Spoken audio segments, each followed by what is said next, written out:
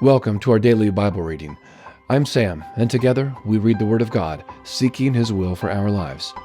In 1 year, we will read the Old Testament in chronological order, weaving history, the law, poetry, and prophecy together, along with a daily reading from the life of Jesus and His church.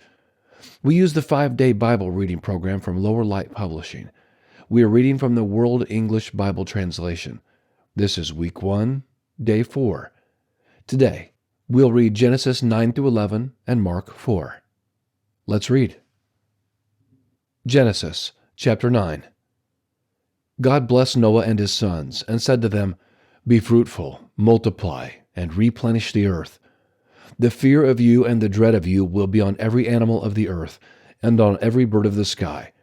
Everything that moves along the ground and all the fish of the sea are delivered into your hand. Every moving thing that lives will be food for you. As I gave you the green herb, I have given everything to you. But flesh with its life, that is, its blood, you shall not eat. I will surely require accounting for your life's blood. At the hand of every animal I will require it. At the hand of man, even at the hand of every man's brother, I will require the life of man. Whoever sheds man's blood, his blood will be shed by man. For God made man in his own image. Be fruitful and multiply. Increase abundantly in the earth and multiply in it." God spoke to Noah and to his sons with him, saying, "As for me, behold, I establish my covenant with you and with your offspring after you, and with every living creature that is with you, the birds, the livestock, and every animal of the earth with you, of all that go out of the ship, even every animal of the earth. I will establish my covenant with you. All flesh will not be cut off any more by the waters of the flood. There will never again be a flood to destroy the earth." God said, "This is the token of the covenant which I make between me and you and every living creature that is with you for perpetual generations. I set my rainbow in the cloud, and it will be a sign of a covenant between me and the earth. When I bring a cloud over the earth, that the rainbow will be seen in the cloud. I will remember my covenant, which is between me and you and every living creature of all flesh, and the waters will no more become a flood to destroy all flesh. The rainbow will be in the cloud. I will look at it, that I may remember the everlasting covenant between God and every living creature of all flesh that is on the earth." God said to Noah, "This is the token of the covenant which I have established between me and all flesh that is on the earth." The sons of Noah who went out from the ship were Shem, Ham, and Japheth. Ham is the father of Canaan. These three were the sons of Noah, and from these the whole earth was populated. Noah began to be a farmer and planted a vineyard. He drank of the wine and got drunk. He was uncovered within his tent. Ham, the father of Canaan, saw the nakedness of his father and told his two brothers outside. Shem and Japheth took a garment and laid it on both their shoulders, went in backwards, and covered the nakedness of their father. Their faces were backwards, and they didn't see their father's nakedness. Noah awoke from his wine and knew what his youngest son had done to him. He said, "Canaan is cursed. He will be a servant of servants to his brothers."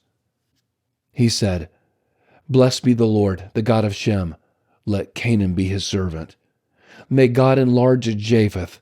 Let him dwell in the tents of Shem. Let Canaan be his servant." Noah lived 350 years after the flood. All the days of Noah were 950 years, and then he died. Chapter 10. Now this is the history of the generations of the sons of Noah, and of Shem, Ham, and Japheth. Sons were born to them after the flood.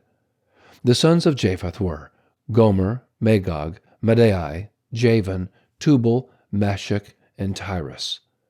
The sons of Gomer were Ashkenaz, Riphath, and Togarmah. The sons of Javan were Elisha, Tarshish, Kittim, and Dodanim. Of these were the islands of the nations divided in their lands, every one after his language, after their families, in their nations. The sons of Ham were Cush, Mizraim, Put, and Canaan. The sons of Cush were Seba, Havilah, Sabta, Raamah, and Sabteca. The sons of Raamah were Sheba and Dedan. Cush became the father of Nimrod. He began to be a mighty one in the earth. He was a mighty hunter before the Lord. Therefore it is said, like Nimrod, a mighty hunter before the Lord. The beginning of his kingdom was Babel, Erech, Akkad, and Calneh in the land of Shinar. Out of that land he went into Assyria and built Nineveh, Rehoboth-ur, Calah, and Razin, between Nineveh and the great city Calah. Mizraim became the father of Ludum, Anamim, Lahabim, Naphtahim, Pathrasim, Casluhim, which the Philistines descended from, and Caphtorim. Canaan became the father of Sidon, his firstborn, Heth, the Jebusites, the Amorites, the Girgashites, the Hivites, the Archites, the Sinites, the Arvadites, the Zemarites, and the Hamathites. Afterward the families of the Canaanites were spread abroad. The border of the Canaanites was from Sidon, as you go toward Gerar, to Gaza, as you go toward Sodom, Gomorrah, Admah, and Zeboim, to Lasha. These are the sons of Ham, after their families, according to their languages, in their lands and their nations. Children were also born to Shem, the elder brother of Japheth, the father of all the children of Eber. The sons of Shem were Elam, Asshur, Arpachshad, Lud, and Aram. The sons of Aram were Uz, Hul, Gether, and Mash. Arpachshad became the father of Shelah. Shelah became the father of Eber. To Eber were born 2 sons. The name of the one was Peleg, for in his days the earth was divided. His brother's name was Joktan. Joktan became the father of Almodad, Sheleph, Hazarmaveth, Jerah, Hadaram, Uzal, Deklah, Obal, Abimael, Sheba, Ophir, Havilah, and Jobab. All these were the sons of Joktan. Their dwelling extended from Mesha as you go toward Sephir, the mountain of the east. These are the sons of Shem, by their families, according to their languages, lands, and nations. These are the families of the sons of Noah, by their generations, according to their nations. The nations divided from these in the earth after the flood. Chapter 11. The whole earth was of one language and of one speech. As they traveled east, they found a plain in the land of Shinar, and they lived there. They said to one another, "Come, let's make bricks and burn them thoroughly." They had brick for stone, and they used tar for mortar. They said, "Come, let's build ourselves a city, and a tower whose top reaches to the sky, and let's make a name for ourselves, lest we be scattered abroad on the surface of the whole earth." The Lord came down to see the city and the tower, which the children of men built. The Lord said, "Behold, they are one people, and they all have one language, and this is what they begin to do. Now nothing will be withheld from them which they intend to do. Come, let's go down, and there confuse their language, that they may not understand one another's speech." So the Lord scattered them abroad from there on the surface of all the earth. They stopped building the city. Therefore its name was called Babel, because there the Lord confused the language of all the earth. From there the Lord scattered them abroad on the surface of all the earth. This is the history of the generations of Shem. Shem was 100 years old when he became the father of Arpachshad, 2 years after the flood. Shem lived 500 years after he became the father of Arpachshad, and became the father of more sons and daughters. Arpachshad lived 35 years and became the father of Shelah. Arpachshad lived 403 years after he became the father of Shelah, and became the father of more sons and daughters. Shelah lived 30 years, and became the father of Eber. Shelah lived 403 years after he became the father of Eber, and became the father of more sons and daughters. Eber lived 34 years, and became the father of Peleg. Eber lived 430 years after he became the father of Peleg, and became the father of more sons and daughters. Peleg lived 30 years, and became the father of Reu. Peleg lived 209 years after he became the father of Reu, and became the father of more sons and daughters. Reu lived 32 years, and became the father of Serug. Reu lived 207 years after he became the father of Serug and became the father of more sons and daughters. Serug lived 30 years and became the father of Nahor. Serug lived 200 years after he became the father of Nahor and became the father of more sons and daughters. Nahor lived 29 years and became the father of Terah. Nahor lived 119 years after he became the father of Terah and became the father of more sons and daughters. Terah lived 70 years and became the father of Abram, Nahor, and Haran. Now this is the history of the generations of Terah. Terah became the father of Abram, Nahor, and Haran. Haran became the father of Lot. Haran died in the land of his birth, in Ur of the Chaldees, while his father Terah was still alive. Abram and Nahor married wives. The name of Abram's wife was Sarai, and the name of Nahor's wife was Milcah, the daughter of Haran, who was also the father of Iscah. Sarai was barren. She had no child. Terah took Abram his son, Lot the son of Haran, his son's son, and Sarai his daughter-in-law, his son Abram's wife. They went from Ur of the Chaldees to go into the land of Canaan. They came to Haran and lived there. The days of Terah were 205 years. Terah died in Haran. Mark chapter 4. Again he began to teach by the seaside. A great multitude was gathered to him, so that he entered into a boat in the sea and sat down. All the multitude were on the land by the sea. He taught them many things in parables and told them in his teaching. Listen, behold, the farmer went out to sow. As he sowed, some seed fell by the road, and the birds came and devoured it. Others fell on the rocky ground, where it had little soil, and immediately it sprang up, because it had no depth of soil. When the sun had risen, it was scorched, and because it had no root, it withered away. Others fell among the thorns, and the thorns grew up and choked it, and it yielded no fruit. Others fell into the good ground, and yielded fruit, growing up and increasing. Some produced 30 times, some 60 times, and some 100 times as much.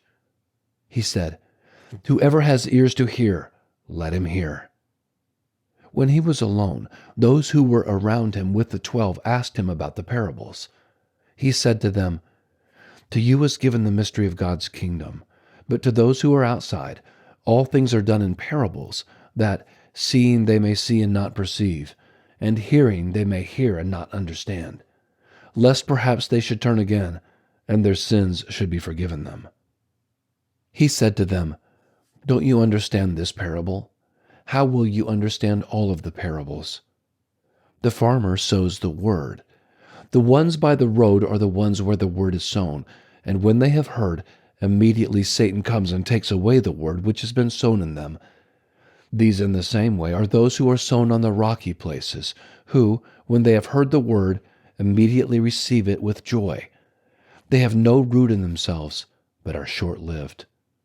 When oppression or persecution arises because of the word, immediately they stumble. Others are those who are sown among the thorns. These are those who have heard the word, and the cares of this age, and the deceitfulness of riches, and the lusts of other things entering in choke the word, and it becomes unfruitful. Those which were sown on the good ground are those who hear the word, accept it, and bear fruit, some 30 times, some 60 times, and some 100 times. He said to them, Is a lamp brought to be put under a basket, or under a bed? Isn't it put on a stand? For there is nothing hidden except that it should be made known, neither was anything made secret, but that it should come to light. If any man has ears to hear, let him hear. He said to them, Take heed what you hear. With whatever measure you measure, it will be measured to you, and more will be given to you who hear. For whoever has, to him more will be given, and he who doesn't have, even that which he has, will be taken away from him. He said, God's kingdom is as if a man should cast seed on the earth, and should sleep and rise night and day, and the seed should spring up and grow, though he doesn't know how. For the earth bears fruit by itself, first the blade, then the ear, then the full grain in the ear. But when the fruit is ripe, immediately he puts in the sickle, because the harvest has come." He said, "How will we liken God's kingdom, or with what parable will we illustrate it? It's like a grain of mustard seed, which, when it is sown in the earth, though it is less than all the seeds that are on the earth, yet when it is sown, grows up and becomes greater than all the herbs, and puts out great branches, so that the birds of the sky can lodge under its shadow." With many such parables he spoke the word to them, as they were able to hear it. Without a parable he didn't speak to them, but privately to his own disciples he explained everything. On that day, when evening had come, he said to them, "Let's go over to the other side." Leaving the multitude, they took with them, even as he was, in the boat. Other small boats were also with him. A big windstorm arose, and the waves beat into the boat, so much that the boat was already filled. He himself was in the stern, asleep on the cushion. And they woke him up and asked him, "Teacher, don't you care that we are dying?" He awoke and rebuked the wind and said to the sea, "Peace, be still." The wind ceased, and there was a great calm. He said to them, "Why are you so afraid? How is it that you have no faith?" They were greatly afraid and said to one another, "Who then is this, that even the wind and the sea obey him?" That's Jesus the Christ. That's who that is. Thank you so much for joining today and reading about him with me and the restart of the world, which almost immediately fell into sin. The world needs a Savior. Thank God for Jesus. Would you please like and subscribe and join again as we continue on in this journey through the Bible? Have a very blessed day.